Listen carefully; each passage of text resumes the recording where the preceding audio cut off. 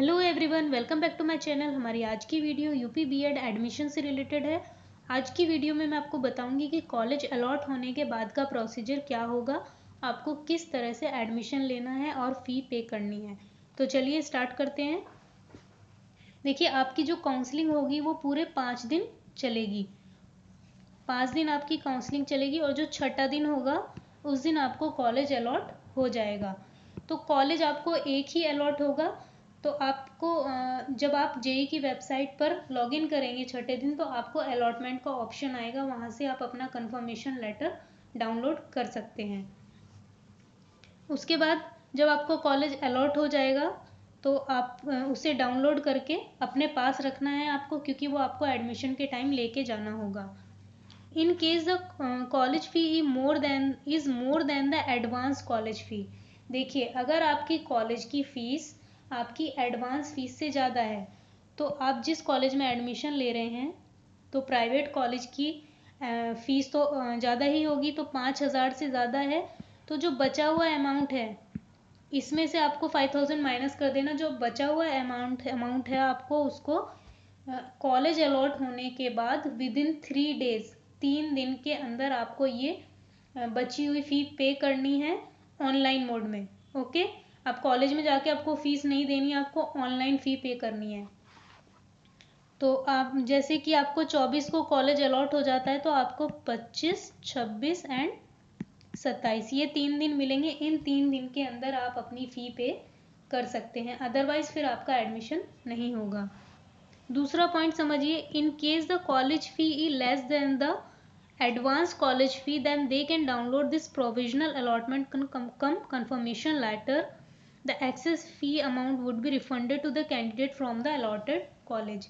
अगर एडवांस फ़ी कॉलेज की फ़ीस से ज़्यादा है, मान लीजिए आपकी कॉलेज की फ़ीस तो 3,000 रुपये है, लेकिन आपकी एडवांस फ़ी तो सभी को 5,000 पे करनी है। तो ऐसे में जब आप कॉलेज जाएंगे, ये गवर्नमेंट कॉलेज के लिए है क्योंकि वहाँ पे ही इतनी कम फ़ी होती है। तो जब आप कॉलेज जाएंगे तो आपको 3,000 आपकी फ़ीस थी तो आपको 2,000 वो कॉलेज वापस कर देगा। यहाँ तक समझ में आया? अगर अभी भी किसी को समझ में नहीं आया तो आप कमेंट सेक्शन में पूछ सकते हैं। तीसरा इंपॉर्टेंट पॉइंट देखिए, SC, ST and EWS candidates will have to pay the remaining amount of balance fees if the college fee is more than the advance college fees. तो देखिए, सभी कैंडिडेट्स को, चाहे वो किसी भी कैटेगरी के कैंडिडेट हो, सभी को बैलेंस फ़ी पे करनी है। किसी का भी एडमिशन ज़ीरो फीस पर नहीं होगा। आगे देखिए, रिपोर्ट टू अलॉटेड कॉलेज। जब आपको कॉलेज मिल जाएगा तो कॉलेज अलॉट होने के 3 दिन के अंदर, अलॉटमेंट के बाद 3 दिन के अंदर आपको सारे ओरिजिनल डॉक्यूमेंट्स प्लस फ़ोटोकॉपी ये सब लेके और साथ में आपको अपना अलॉटमेंट लेटर लेकर कॉलेज जाना है एडमिशन लेने के लिए। The original documents will be physically verified by the principle of the allotted college. तो इनको कौन वेरीफाई करेगा? आपके जो प्रिंसिपल हैं, आपके अलॉटेड कॉलेज, जो कॉलेज आपको मिला है उसके जो प्रिंसिपल हैं वो आपके सारे डॉक्यूमेंट्स वेरीफाई करेंगे। देखिए, यहाँ पर 3 डेज़ लिखा है, लेकिन एडमिशन के लिए आपको 1 हफ्ता मिल जाता है। If the documents of candidates are not found valid by the university, candidate shall be cancelled. तो अगर उनके वैलिड नहीं पाए जाते हैं तो उनको कैंसिल किया जा सकता है। और कुछ डॉक्यूमेंट्स अगर आपके नहीं बने हैं तो वो कॉलेज वाले आपको टाइम भी दे देते हैं, लेकिन कोशिश कीजिए कि आप एडमिशन से पहले ही अपने डॉक्यूमेंट्स रेडी कर लें। अब डॉक्यूमेंट्स लगेंगे कौन कौन से एडमिशन के टाइम? देखिए, print out of the provisional allotment cum confirmation letter from, sorry ये पढ़िए, candidates would need to carry the original and self attested copy of the following documents. देखिए, आपको अपने ओरिजिनल डॉक्यूमेंट्स तो लेके जाने ही हैं, साथ में उनकी 3 फोटोकॉपी आपको सभी डॉक्यूमेंट्स की कर लेनी है और उनको उनके ऊपर अपना साइन करना है। ओके, तो सेल्फ अटेस्ट करना है उनको। Print out of the provisional allotment, आपको अपना अलॉटमेंट लेटर लेके जाना है, इसकी फ़ोटोकॉपी भी रखनी है आपको अपने पास। कॉपी ऑफ एप्लीकेशन फॉर्म, जो आपने एप्लीकेशन फॉर्म भरा था वो आपको मिल जाएगा ऑनलाइन, या फिर आपने सेव किया होगा वो लेके जाना है। एडमिट कार्ड लेके जाना है। आप एक भी चीज़ ना भूलें, स्कोर कार्ड लेके जाना है, जो आपने एंट्रेंस एग्जाम दिया उसका जो रिजल्ट है वो आपको लेके जाना है। Proof of date of birth, तो डेट ऑफ बर्थ के प्रूफ के लिए आपको क्लास 10th का सर्टिफिकेट चाहिए होगा, जो पासिंग सर्टिफिकेट होता है। ओके, मार्कशीट अलग होती है, पासिंग सर्टिफिकेट अलग होता है।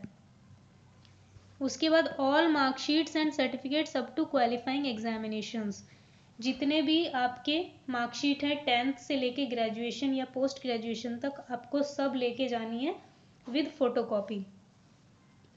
कैटेगरी, सब कैटेगरी, वेटेज सर्टिफिकेट भी आपको लेके जाने। कैटेगरी सर्टिफिकेट, सब कैटेगरी और वेटेज सर्टिफिकेट आपको ओरिजिनल भी लेके जाने हैं और फोटोकॉपी भी लेके जानी है। Original photo ID issued by the government, जो फोटो आईडी गवर्नमेंट द्वारा इशू की गई हो, वोटर कार्ड या फिर आधार कार्ड। तो देखिए आजकल आधार कार्ड ज़्यादा ज़रूरी होता है, लेकिन आप वोटर आईडी कार्ड भी लेके जा सकते हैं, तो उसमें आपका फ़ोटो होना चाहिए। 2 पासपोर्ट साइज़ फ़ोटोग्राफ, देखिए आप यहाँ पर लिखा है कि आपको 2 पासपोर्ट साइज़ फ़ोटोग्राफ लेके जाने हैं, लेकिन 2 से काम नहीं हो पाता है। आपको कम से कम आप 10 से लेके 20 तक अपने फ़ोटोज़ लेके जाइए, क्योंकि काफ़ी ज़्यादा ज़रूरत पड़ती है। Copies of all fee receipts, जो भी आपने काउंसलिंग फ़ी की पे की है उसकी रिसिप्ट, और जो आप कॉलेज की फ़ी पे करेंगे बची हुई उसकी रिसिप्ट, वो भी आपको लेकर जाना होगा। तो ये था हमारा एडमिशन का प्रोसीजर। अगर आपके कोई डॉक्यूमेंट्स नहीं है तो आप वहाँ पर पूछ सकते हैं, वो आपको बता देंगे, वो आपको टाइम दे देंगे। यहाँ पर कुछ चीज़ें नहीं लिखी हुई हैं, जैसे माइग्रेशन सर्टिफिकेट्स, तो वो सब कैटेगरी सब कैटेगरी में आ जाता है। तो जैसे आपका माइग्रेशन है, हेल्थ सर्टिफिकेट,